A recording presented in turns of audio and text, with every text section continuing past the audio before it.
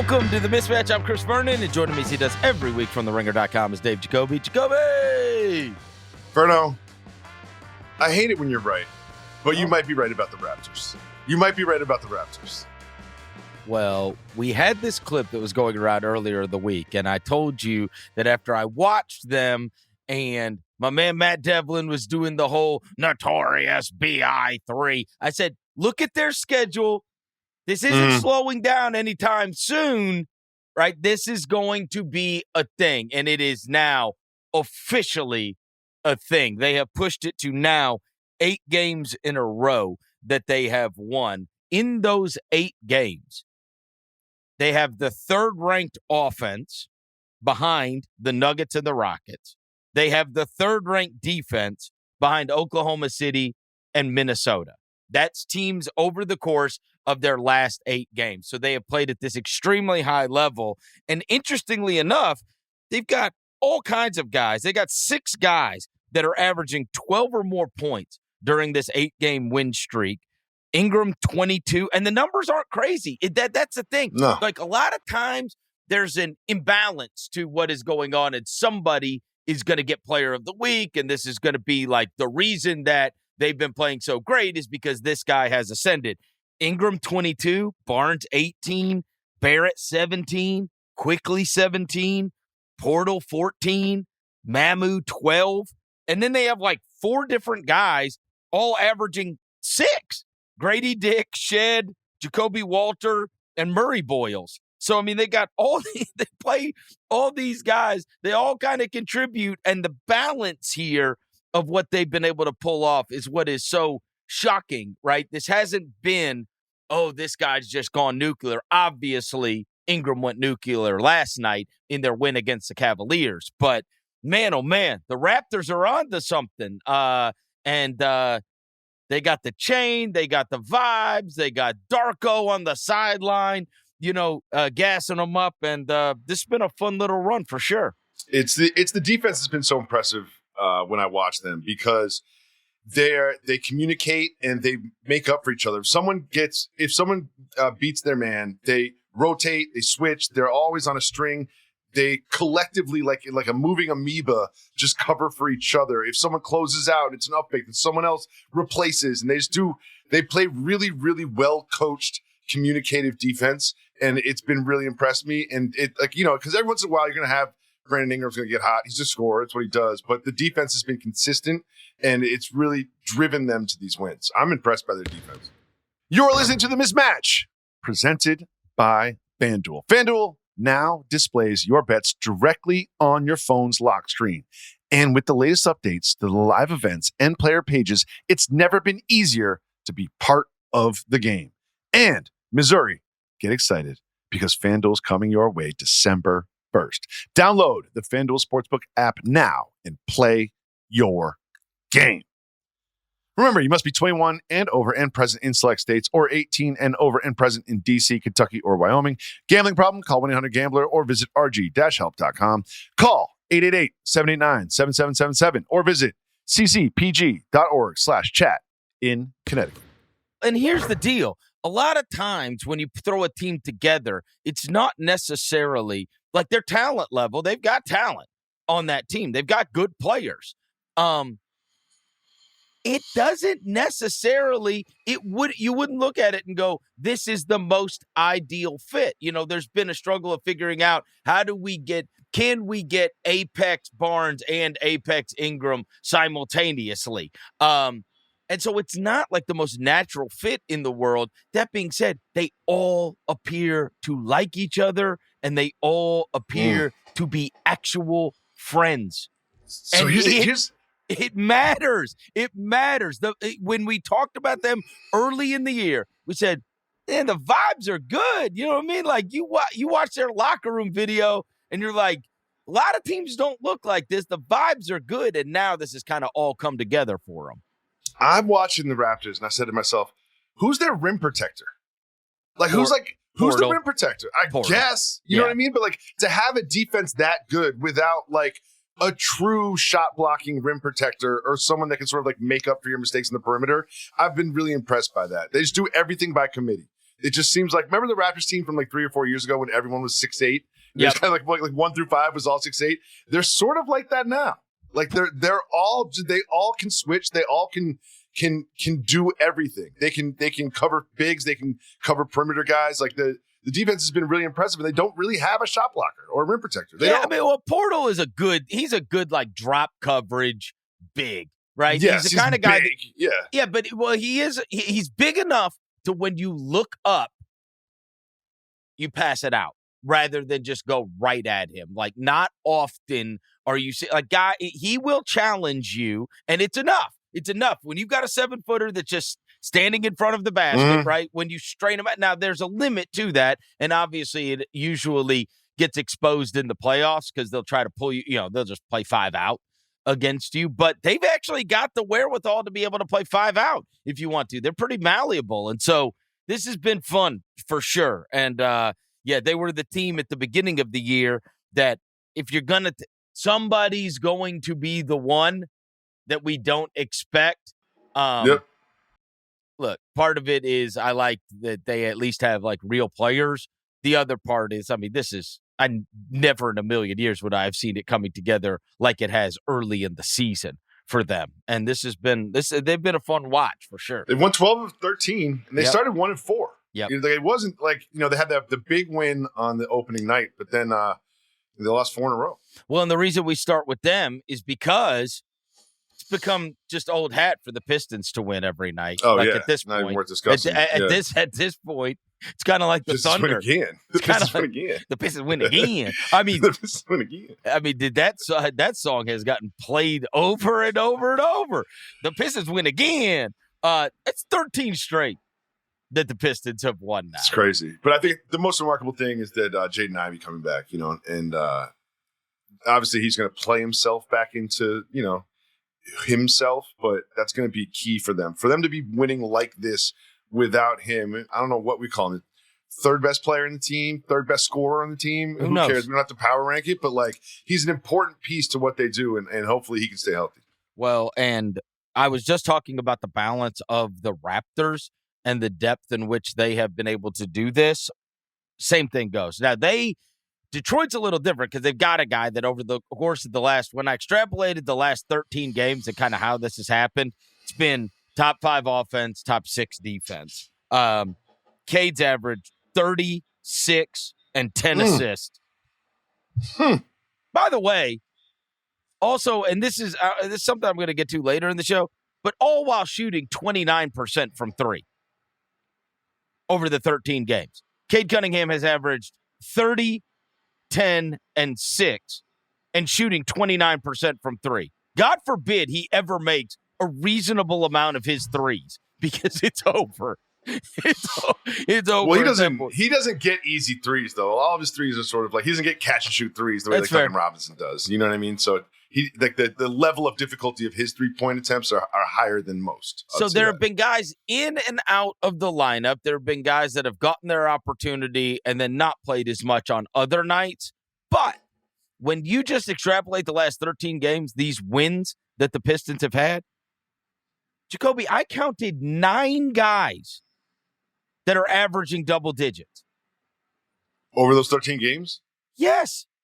Duran 23, Tobias 16, Robinson 14, Dennis Jenkins 13, Asur 12, Beef Stew 11, Ivy 11, Levert 10, and then you got right on the outside looking in Green at 8.8. And then you've had Holland and Reed have had some big games within that 13 as well, and they're not even included in this list. I mean, I know that they, some of these guys have played more of the 13 games than the others. Like Tobias Harris and I got Ivy, it. But still, when you just look at the 13 games, over the course of that, there's not. So what that tells you is when they have been plugged and played, they've performed. If you've Where's got our guy 9 Jenkins guys, on that list? I just told he's 13 points. Love him so much. Yeah, Dennis Jenkins. They've plugged him in, and it's crazy. And even again, Ivy's only played 2 games, and he's averaged 11. Mm-hmm. So I mean, that's below what he is going to do over the course of the rest of the season. But this has been a wave, and I think that at the beginning of the year, you were high on the Pistons. Mm-hmm. Not this high. I was just terrified from last year's playoffs. I mean, like Right. that Knicks Pistons, people forget just how close that series was and how many games came down to the last possession in that series. And if you look at sort of the makeup of the team, they have a go-to guy. They have a guy. You know who's going to have the ball in clutch situations. They have defense on the perimeter and under the basket. They've got rebounding. They've got toughness. And they've got a good coach. Like, they sort of check all the boxes you want to check for a team to go deep in the playoffs. Well, and there was that group at the beginning of the year. There was that group where it was like, take your preference. And people had different opinions. And it was Orlando, Atlanta. Hawks, and Detroit. Orlando, Detroit, Milwaukee. Right. We all accept their. And we never saw the Raptors coming. We didn't even put the Raptors in that group. No. Let's be honest about it. We did not. We did not put them in that group. They deserve to be in that group based on what we've seen up to this point. But we did not put them in that group before the season started. Sure not. But those teams, it was really, I felt like it was Orlando, Atlanta, and Detroit. Everybody knew, okay, they're going to be good. Obviously, Orlando has made some moves and added Bane to the mix. Atlanta made the moves and added Porzingis and others to the mix. And part of that is not only the availability, but the unbelievable play from the superstar. And that's the Cade ascent, right? This is now superstardom. It's not stardom, it's superstardom that's happened with Cade Cunningham. And there have been some struggles to the point where it's like, oh, things aren't going as good with Orlando as maybe we would have expected. And are they better without Paolo? And we're doing are they better without Trey? Like, that's the kind of stuff that happens with them. None of those questions are existing with Detroit because Cade Cunningham not only has been available, he has been as good a guard as there is in the Eastern Conference. I mean, it's like, who would have guessed we'd be on November 25th going, I mean, who you taking, Cade or Maxey is the best guard in the East, right? I mean, that's the question. That is the question. That's the debate right now, Cade or Maxey. I mean, I would take Jalen Brunson, but fair. That's fine. As a Knicks guy, I understand. He's done it. He's done it. He's done it. But the fact that this is a conversation is important, and I think that going into the season, we saw it as Knicks and Cavs, huge gap. Who's number 3? The teams we mentioned, 5 teams you could put in that 3 spot. But now it is very jumbled up, and it's not as clear cut as we thought at all. Couple other games that we do need to mention. The Rockets knocked off the Suns. The Suns had been red hot. Had been playing great basketball over the course of the last couple of weeks. This was a fun one. This one got a little. See, when Dylan Brooks is involved, things happen. You know what I mean? Like, it just sort of like this was a really chippy game, and someone I want to give a big shout out to is Aaron Holiday. Like, he's just been one of these role players that they just steps up. Like, he's hitting shots. What kind of odds do you think you could have gotten on Aaron Holiday being the leading shot taker in any Rockets game? Oh, I don't know, plus 1,500. I mean, I think more. I think more. Yeah, probably. Probably. How? How is he ever going to be the leading shot taker? But there we are. And last night he takes 17 shots, 8 for 17, 22 points, 6 threes. And they just shut down the Suns. Like, the one thing you can't do against the Suns, against the Rockets, is let the ball get sticky. And they had 11 assists for the entire game. Ooh, against I didn't see Houston that. That's last ridiculous. Night. That's ridiculous. 11 assists and 21 turnovers. Oh my And so God. it's like the worst of both worlds because you're never winning the rebounding battle, right? Like, so you're losing possessions against this team. What you can't do then is turn the ball over twice as much as you assist. And so it's kind of a perfect storm for the Suns last night against the Rockets, where a lot of stuff went wrong. I think it's worth mentioning because it does feel like it was a month ago, but the Nuggets-Rockets game from Friday night absolutely lived up to all the expectations. That felt like that was a big game, and it was toe-to-toe, and it was 2 teams that I feel like, okay, maybe the Thunder do have something to worry about. That was a really, really fun watch on Friday night. Yep. I was at Nuggets Grizzlies last night, and this is one of those. look, I go to games every year, at least 40-something every year. And a lot of them just blend together and I won't really remember much. Like, I have a feeling I'm going to remember what I witnessed last night because I don't think I have ever seen or will ever see the domination that took place for a guy that made 5 field goals and took 9 shots in the game. Watching Jokic in person and watching everything, like it goes without saying, people talk about this all the time.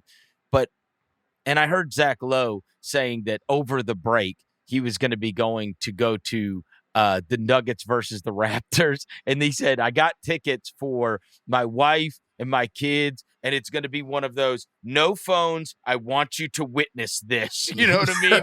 We're going to sit there and we're going to watch this guy perform. And I mean, I feel like I got the absolute full experience because it was one of those nights where it's like, I'm just going to run this pick and roll with Murray, and I'm going to make everybody better. And as long as they're making shots, I'm going to keep this ball moving. And you see Peyton Watson, who's another guy that's been given his opportunity, had a career high last week. I think he had 27 last 29, night. I think. 29. Okay, so it's like just, hey, be there in the corner. Be there in the corner, and we're going to find you. We're going to run this thing at the top that we've been running for the last 10 years.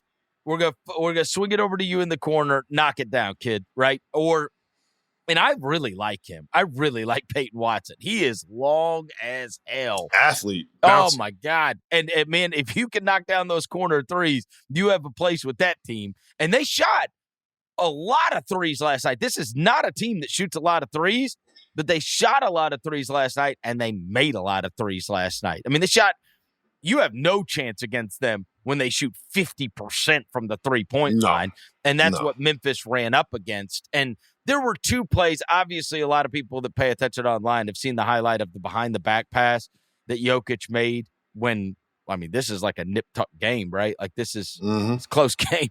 And he makes, I mean, the murmur in the crowd, it was so crazy because it's an opposing player making a play, but everyone is like, ooh. Like that was cool. That was unbelievable. And even worse was at the end of the third quarter, Memphis is rallying. They're knocking down some shots. Crowd's all into it. They cut it to 5. And it's like after they've been down, I think they were down like 17 or something at one point. And so they cut it to 5. And then Jaren Jackson Jr. takes a backcourt foul. Well, first of all, Vince Williams loses a jump ball to Tim Hardaway Sr., which to me, you should have to do 1 trillion box jumps today after losing a jump ball to Tim Hardaway Sr. But then Jaren Jackson Jr. Fouls Jokic in the backcourt. So now they get the ball side out of bounds with 1 second left. And you can pull it up. I mean, he pulls the most nonchalant 3 from half court. And then just nonplussed. Like he acts like nothing happened. He just walks back to the bench totally nonchalant. Everybody in the crowd is like, oh. Like, he does things on the basketball court that literally no one else on earth does. And because of the way he looks and the way he moves, you can't believe it's happening. Like, how is this guy destroying everybody and making the right basketball play every time and making all of his teammates better? He's not even shooting the ball. So I told you he made 5 field goals. One of them was the half-court shot. Yeah, I mean, him taking 9 shot attempts is really interesting to me because crazy. Like, in previous Jokic seasons, he's had those 50-point games, or he'll have some huge like 30, 15, and 15 game or whatever. But now he's just sort of like you said, nonchalant, casually, just doing what the team needs to get the win and getting 20, 12, and 10 every game, every single game. And by the way, he had 3 minutes into the game, him and Zach Edey are tussling, and Edey gets like hit in the head and goes out for the rest of the game. Really? Yeah, so I don't know what happened to him. I don't know. But he got hit in the head, and so they said he's out with like a head injury. This is 3 minutes into the game. So if Jokic wanted to have 75 points last night, he could have. It's the point that he doesn't, like, I'll do whatever I need. He does what the team needs. Tell me. What the team needs. And how much, it is such a rarity. I mean, God, just to watch him in person, I walked out of that thing and I was like, that was unbelievable. But it's also, there's no chest pounding, there's no screaming, there's no sort of like emotion, there's no like, he's not like, remember Wemby early on in the season when he's screaming all over the place and getting all crazy? Everyone's different, everyone's authentically themselves. He is just, like you said, nonchalant. Like he'll hit a half-court shot and slump his shoulders and sort of like saunter back to the bench and sit down and have a drink of water and be like, what are we doing next? It truly is like, this is my job. Yeah, yes. This is my job. Yes, I'm not particularly passionate about it.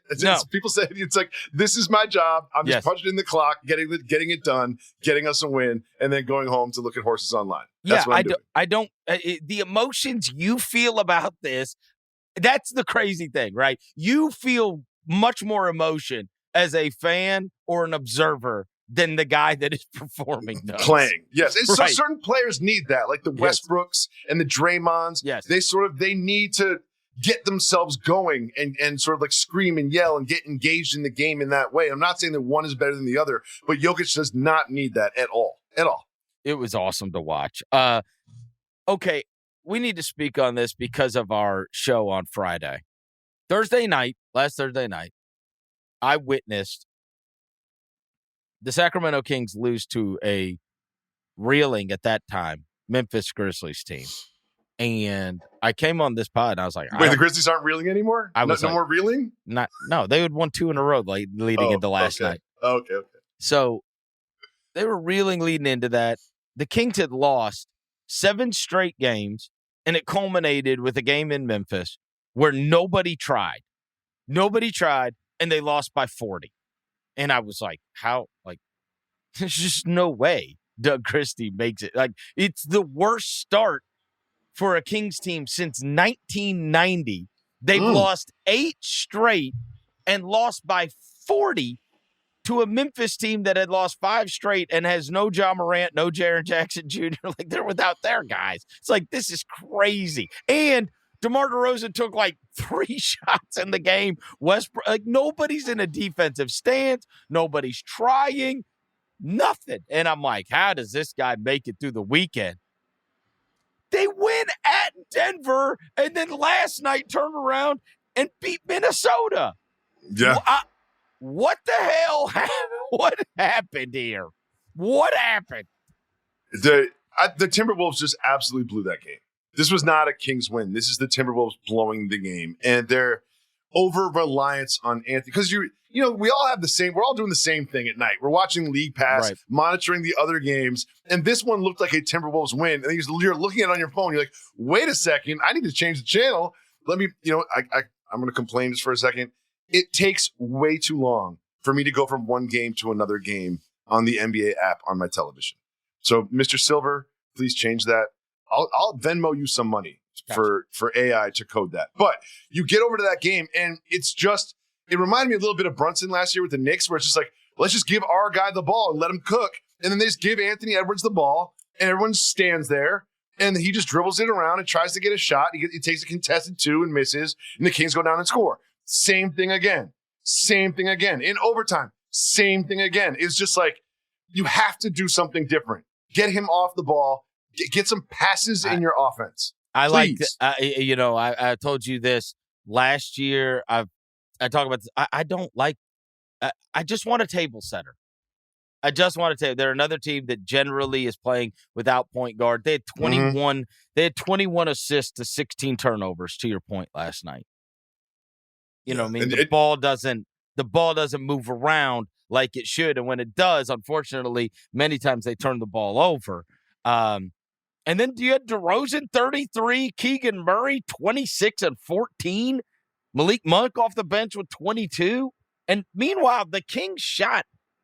Figure this out. In the year 2025, you do not win a basketball game when you shoot 7 for 26 from 3.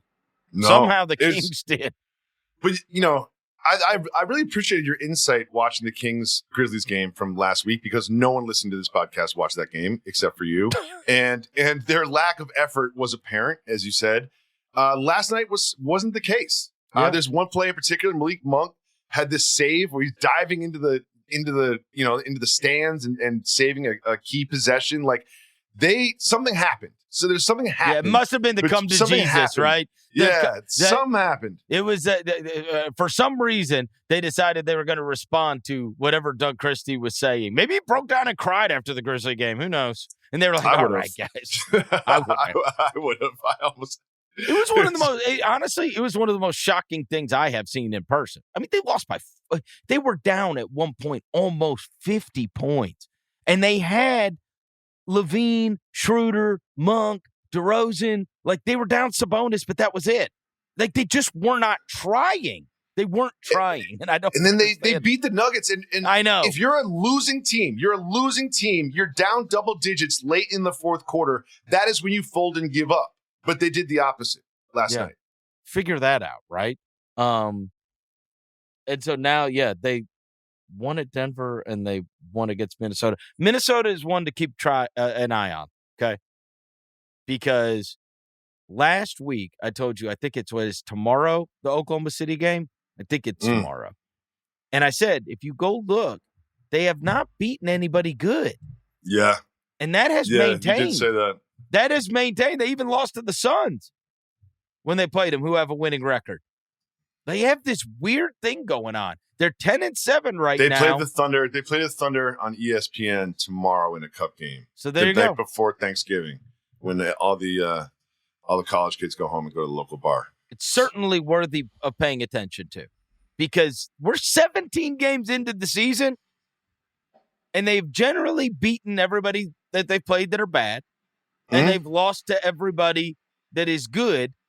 And then you mix in a couple of these, like the weird ones, like the Kings thing, right? Who is but they don't have. I'm trying to think of like signature win for the Timberwolves this season. Nothing's coming to mind. It's just by virtue of the way the schedule goes. So I just want to watch them. I am super looking forward to that Thunder game tomorrow night. Just to get a barometer, right? Because so far this is a 10-7 team who's got their bona fides because they've been to 2 Western Conference Finals, but so far this year, they have not shown the ability to beat good teams as currently constructed. And now it's in Oklahoma City, too, so that's going to be a real test. Yeah, they might get boat raced. I mean, they've been boat racing everybody. Do you know at one point, maybe it was the 13-game thing? You remember when I told you I was extrapolating, like, what's happened over 13 games? It was like, right. Well, so one of the things is obviously before you do players, like teams come up, and it was like the net rating for the Thunder was like 20. It's ridiculous. I'm not kidding. Like when I was trying to look up the Pistons, I was like, let's see what's happened in the league the last 13 games. I was like, oh my God. Do you know what they remind me of?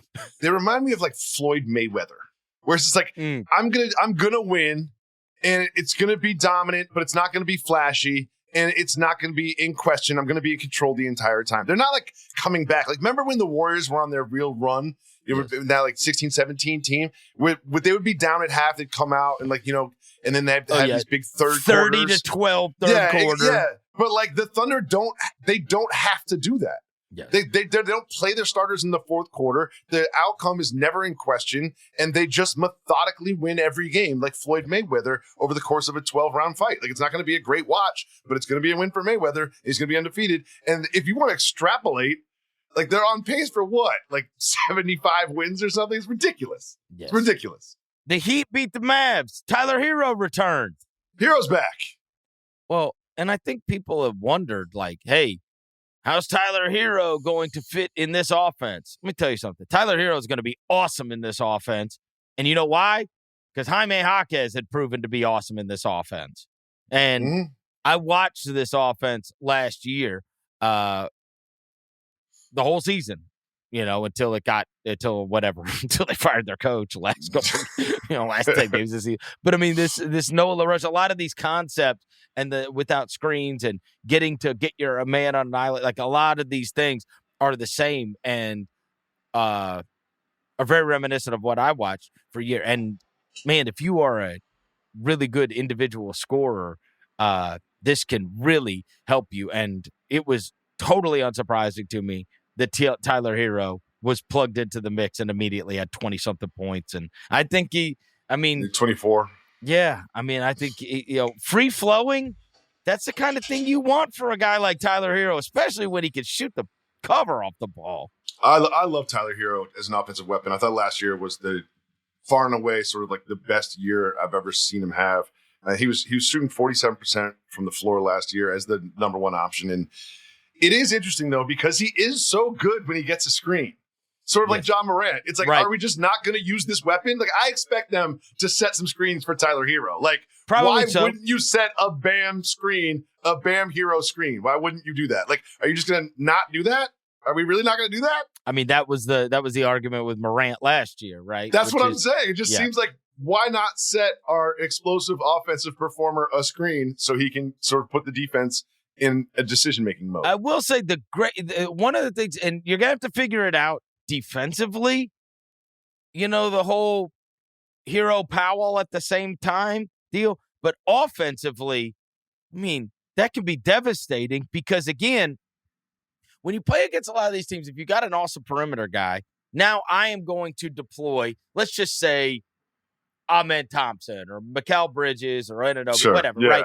I'm taking my wing. I'm hiding my little guy, whoever I've got playing point guard or one of my guards. I'm hiding them on the corner 3 guy.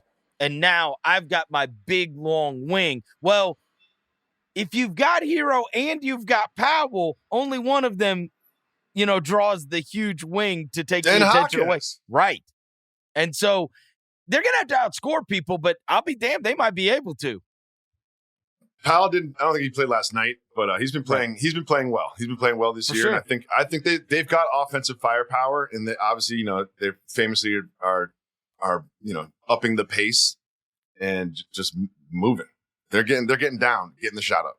Oh, yeah, and it was very shocking. I mean, I got to be honest with you. When I was looking stuff up about this game, watched it back and then saw some of the highlights that have been grabbed of it, and I just wanted to say, I thought I was just super disappointed in Klay Thompson yelling at the Heat bench. I thought that's beneath him. And to get a tech. Okay, let's talk about it. To get a tech in a big moment in the game and then flip the game really completely. Verno, let's be honest. This is indicative of a vet. This is it's not indicative of a. It's what residual feelings from Klay and the Grizzlies going at it this weekend. That's exactly what this is. Be honest with yourself. I was talking about the Heat game. I know you're talking about the Heat game, but what you're really talking about is the Grizzlies game. This is a guy with 4 titles. I mean, that seems crazy for a vet to be screaming at the Heat bench and making a gesture and then getting a technical foul in the balance of the game when you're winning and then have the whole game flip after that. It's just disappointing. I just wanted to say, I just thought it was disappointing. Do you know what else is disappointing? Is a player that doesn't play in the game that gets into it with the opposing players. That's also disappointing. Is that not? Let me speak to what happened, because that was obviously super viral over the weekend. That's what you're talking about. You're not upset with Klay in the Heat game. Yes, I was. You're upset with Klay and the Grizzlies going back and forth. I was just disappointed.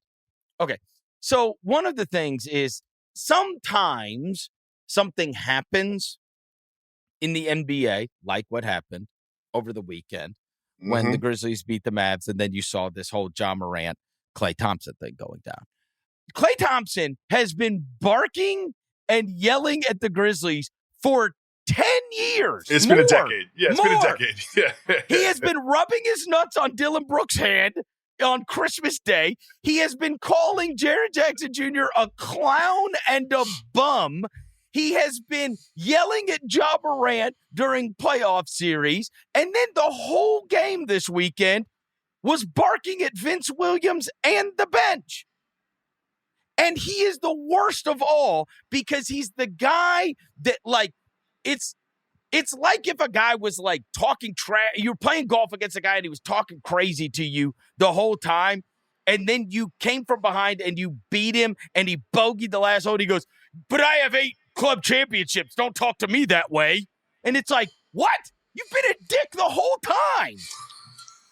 What?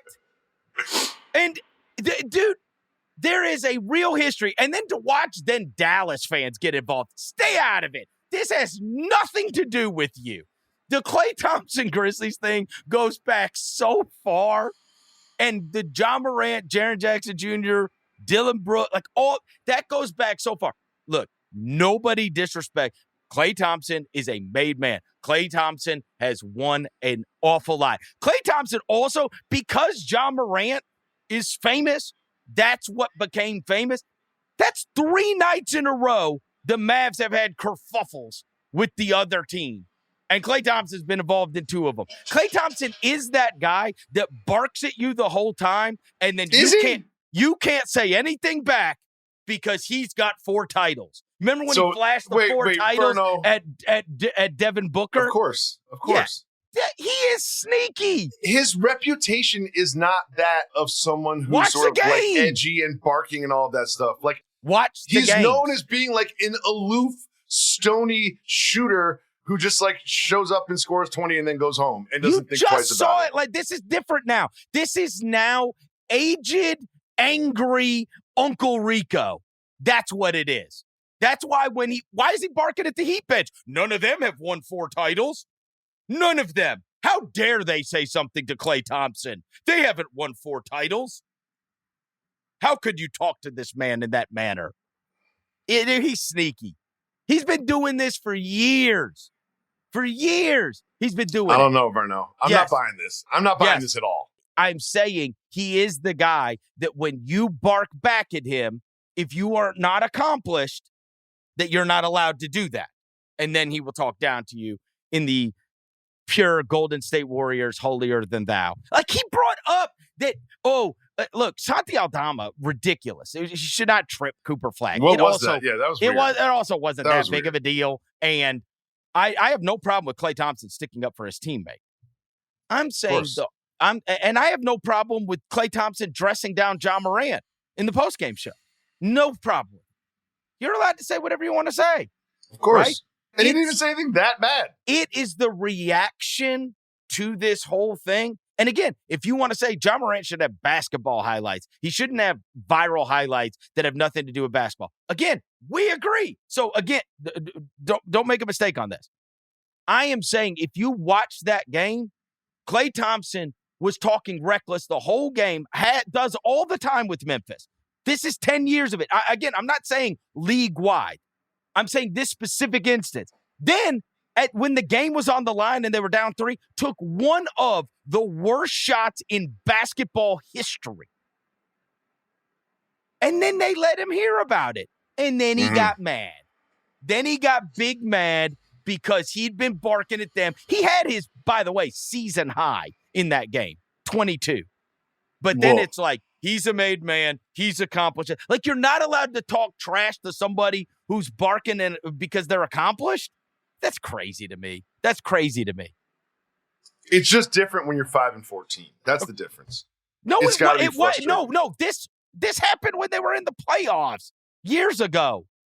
No, I know. I'm saying right now, if you're Klay Thompson, you're no longer on the Warriors. You're no longer a splash brother. You're on a 5-14 team that is in trade rumors. And, there's 4,000 word articles about how the front office is a mess and the owner doesn't know who to listen to. And it's just, he didn't sign up for this. He signed up to play for Luka and to catch and shoot open threes from great highlight passes that Luka serves him up. And now he's sitting here, having to be relied upon to win games against the Grizzlies, and they're 5-14. That's got to be frustrating. Yeah. It's got to be. And again, this is about Klay and the Grizzlies. This isn't about the Mavs. This isn't about the Warriors. This isn't about his accomplishments. This is about Klay and the Grizzlies, which is it goes back years and years and years. Go look it up. Go look at him rubbing his nuts on Dylan Brooks' head. Go look at him, all his post-game stuff, calling Jaren Jackson Jr. a clown and a bum. Yeah, because of a tweet. He doesn't like the Grizzlies. He doesn't like the Grizzlies. He doesn't. He never has. I like that. I like animosity. I do too. I like it when players don't like other teams. I like this. Trust me, I can't love it more. I want this. Do you know how it added so much more juice that he took the horrible shot and was mad after the game? It was so much better. It was so much better. But all of the reaction, then it becomes a viral moment, and they have no context to it. They have no context to what's gone on for years and years, right? Like, you don't sit there and go, well, when I think of Klay Thompson, I think of the greatest human being to ever walk the earth, the sharpshooter. I think about a boat. He's got a boat. He's got dogs. Right. Just like a happy-go-lucky guy. In Memphis, you think of him celebrating. You think of him pumping his fist and yelling at everybody. You think of him calling Jaren Jackson Jr. a clown and a bum. When you think of Jaren Jackson Jr., do you think of him in some kind of ill repute? Of course not. Right. No. But again, that's why there's real smoke there. There's real smoke. Good. And I love it. Good. I love it. But don't start this whole thing by being like, well, Klay Thompson shouldn't have been talking to the Heat bench when you're really upset about Klay Thompson and the Grizzlies. No, I was very disappointed in him last night. I just think that that's beneath a multi-time All-Star and 4-time champion. I just don't think. Watching him become an angry old man is not. Watching you become an angry old man is uncomfortable too. It's just uncomfortable to Watching you become an angry old man. What happened to the old Verno? He can go to hell. Let's get KOC and back in here. All right. We're a month into the season. Let's talk about some of the things that we have loved thus far in the NBA. All right. So, first month of the season, I'll start. We're just going to do a few. Yeah, we'll do just quick. I'm going to say the new broadcasts. I think as NBA fans, we didn't know what necessarily to expect. I love the NBC broadcast. I love the way it looks. I love the way it makes things feel bigger. I love the starting lineups. I like the intro video. I like the announcer, like the whole thing. I just love it. And we have gone on and on about how good, how fast the Amazon team is. Oh, love that too, with Rooks and with the Dirk and with Udonis Haslem and that group and Blake Griffin. I was watching that Candace Parker and Swing Cash on a few nights ago. It seems like whoever they put in there, it works. Okay, interestingly enough, just by muscle memory, I was flipping through the channels and I flipped on TNT the other night. I gotta be honest with you.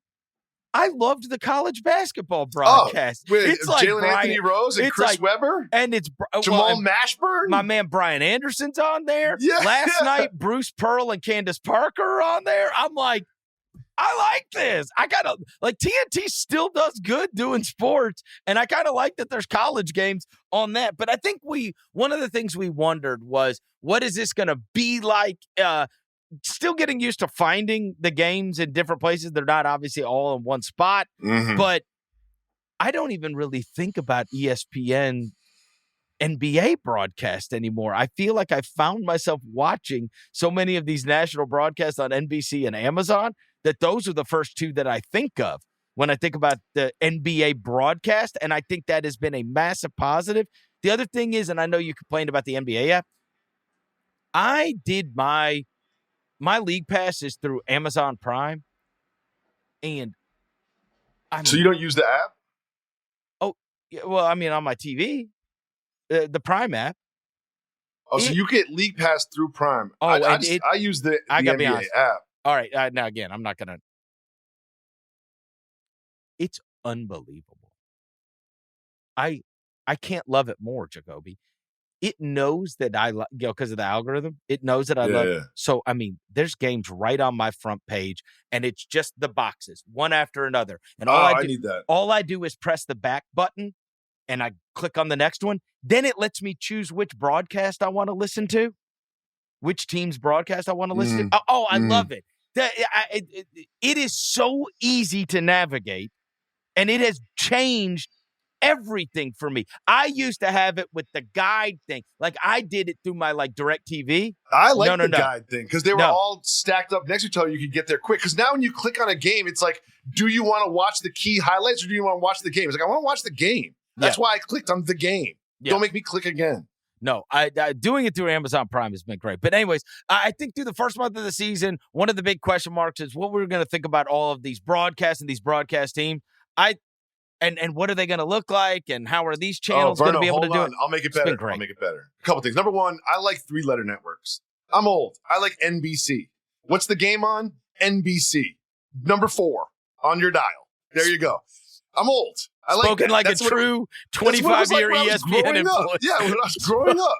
Yeah. Spoken like a true 25-year. I made a promise that I wasn't going to just shit on ESPN every time it came up, so I'll leave Countdown alone for now. But the what's going to happen is what happens every year is the ABC games start popping up when we get into 2026. And that's when you're going to get inside the NBA back. That's when you'll get inside the NBA back. I love it. You know what I mean? That's going to be great. Like they really kind of save the good stuff for post-football. Yeah. In the post-football world or even football playoffs world, you get these Saturday night games, the big Saturday night games, the big Sunday afternoon games. That's when you're going to get Shaq, Kenny, Charles, and you know, in the studio going. Hopefully they'll let them go for an hour after the games, just like they used to. So like it has been great, the presentations, but the best is yet to come. Yet to come. Broadcast stands out to me for the first month of the season. Oh God, I'm just biting my tongue, trying not to say things. I'm just gonna move on.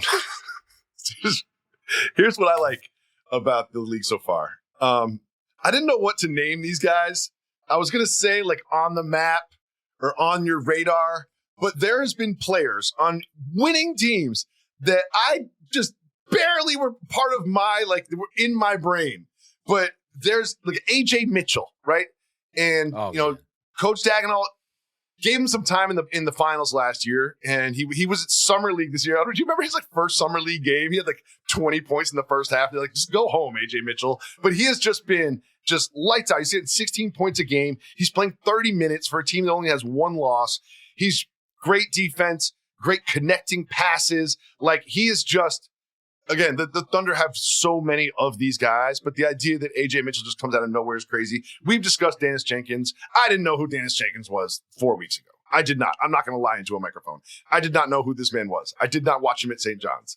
But, like, he has just come out of nowhere. And we talked about the Raptors, but, like, Mamu was kind of like an afterthought. Remember, he was on the Spurs, and I think he killed the Knicks one game. The Bucks, he played for the Bucks. Yeah, he played for the Bucks. It's just like he was just kind of like a guy, but now he's like a real contributor for a team that's won 12 of 13. Like they rely on Mamu, and Mamu in this like bench mob just sort of like ignite the game when they come in at the end of the first quarter, and like he's just like coming out of nowhere. And finally, this is like the perfect epitome of sort of like these guys that have just sort of like made their mark this season is Vic Krejci. If you're not watching the Hawks games, this dude, before you can Google his name, he has 8 points. Like he is just on an absolute heater.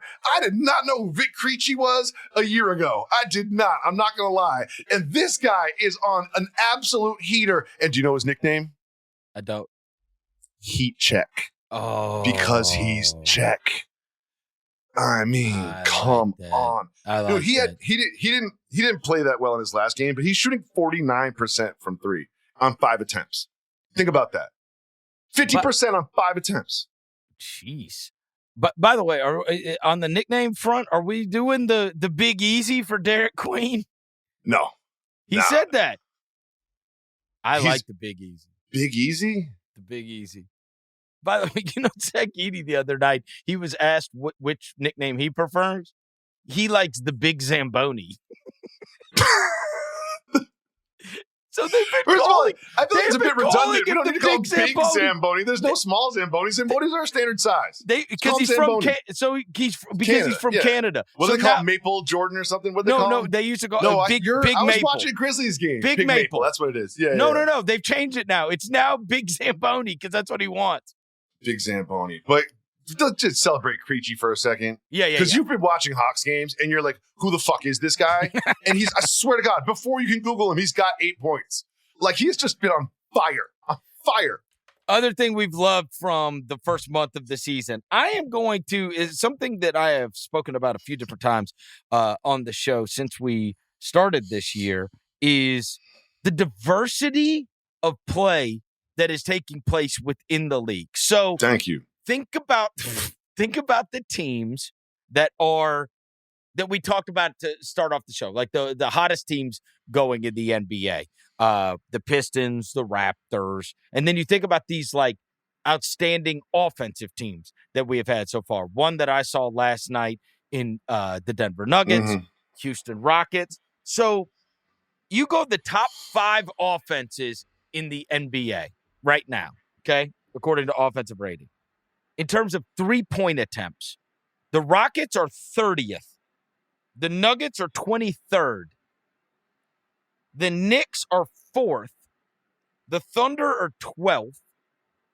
The Celtics are 3rd.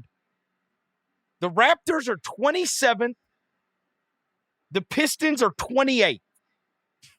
Okay? It's wild. I mean, so we have I'm listing off the best offenses. These are the offensive efficiency ratings. And I was in an argument with my friends a year ago about they shoot too many threes. It's ruining the NBA. And now the top offenses are like the bottom 4 in 3-point attempts. And now, even if I go farther down, Raptors 27th, Pistons 28th, Spurs 18th, Jesus. Wolves 16th, Magic 25th. Those are the top 10 offenses. And so you do have a couple in there, like the Knicks and the Celtics, that shoot a very high volume, but they are the only ones in the top 10 in 3-point attempts that are also in the top 10 in offensive efficiency, the Knicks and the Celtics. The rest of these teams, and some of these teams that the ones that we've talked about the most on the show, Rockets, Pistons, Raptors, Denver, they are all between 23rd and 30th, with the Rockets having the number 1 offense and the 30th ranked 3-point attempts. And the 2 hottest teams in the NBA, the Pistons and the Raptors, being 27th and 28th in terms of 3-point attempts. So what this is everything cycles through. I mean, this was all we talked about for years. Are they going to have to move the 3-point line back? Are they going to have to abolish the corner 3? How do we do this? Do we do a 4-point line? What do we do? Everything has become everybody plays the exact same way. Lay it up or tray it up. Yep. But then what happened? Adam Silver, to his credit, was like, things evolve. Chill out. Let's see. Yeah. And I mean, now it's gone the complete opposite way, where the best offense is shooting the least threes. Figure that out. And it's not, a couple things. Number one, LeBron James himself was like, yes, this is a problem. The teams all play the same. And when he said that, I was like, what are you talking about, LeBron? You're LeBron James. Like right. You should have more perspective than that, because that's not what's happening. And I like that you said the diversity of teams, because you're talking about sort of like 3-point attempts, which is really indicative of how different it is sort of from last year, that sort of like Celtics copycat era.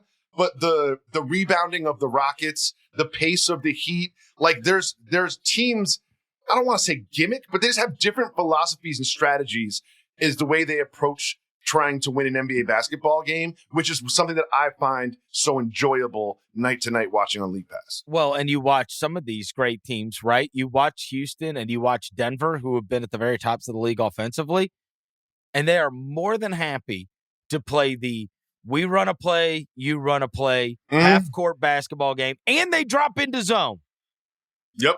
As to not have, maybe that's partly for health as well, right? To not have everybody having to close out all the time, right? Like I watched last night. I mean, they just drop back into this zone.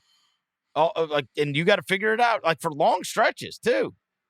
And it's like, All right. Like, you're seeing things evolve. Things are being basketball's being played a different way. And when I watched a team last night that scored 125 points, and they're not doing it flying up and down the floor.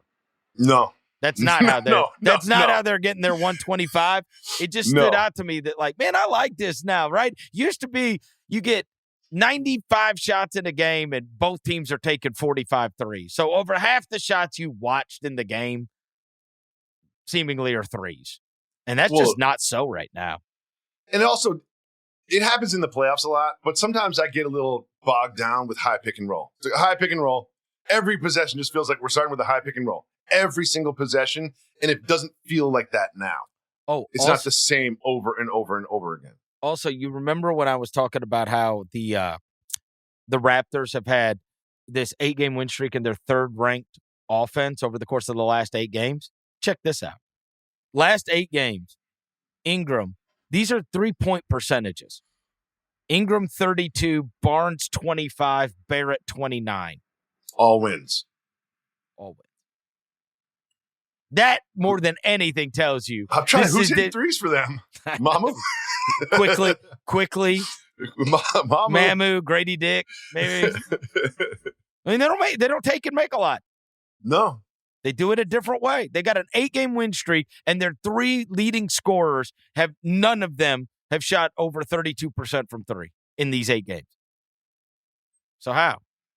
I didn't see Ingram being this effective when he was traded. Oh God, he was amazing last night. I mean, we've all seen the potential. You know what I mean? Because there's nights where he looks like Kevin Durant. You're just like, oh, look, he's the tallest guy. No one can contest his shot. He's just easily getting into these 20-foot jumpers, and they're going right in. But like he's looked really, really good. Well, really, really good. You can thank Glorilla. Yes, yes, as I often do. This is an easy one for me, but like sometimes, like you just have to appreciate something in the moment and not take it for granted. And I just want to celebrate Steph, KD, and LeBron for what they've done. Now, LeBron's only played 2 games.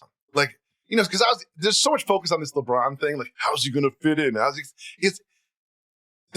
He's played the Jazz twice, first of all. So it's easy to fit him when you're playing the Jazz twice.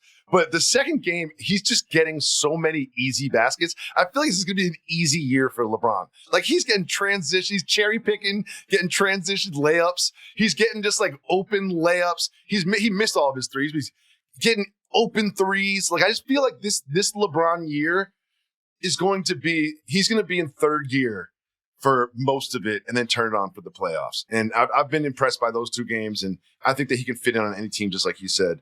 And Steph has got 30 points in 3 straight games. He can fit into any team, just like you said. Yeah. Yeah. There's a graveyard of players that he got traded. That's fine. Stop. He can fit into any team that he, controls the roster of. That's fits right in. I mean, it is the most ironic thing ever, honestly. I can fit in anywhere. Tell Jay Crowder. Tell Dwayne Wade. His best buddy. Dwayne come Wade. on. I can fit in anywhere. That trade deadline was wild. It was just the Cavs. Just like 5 guys got traded. Every trade deadline of his whole career has been wild.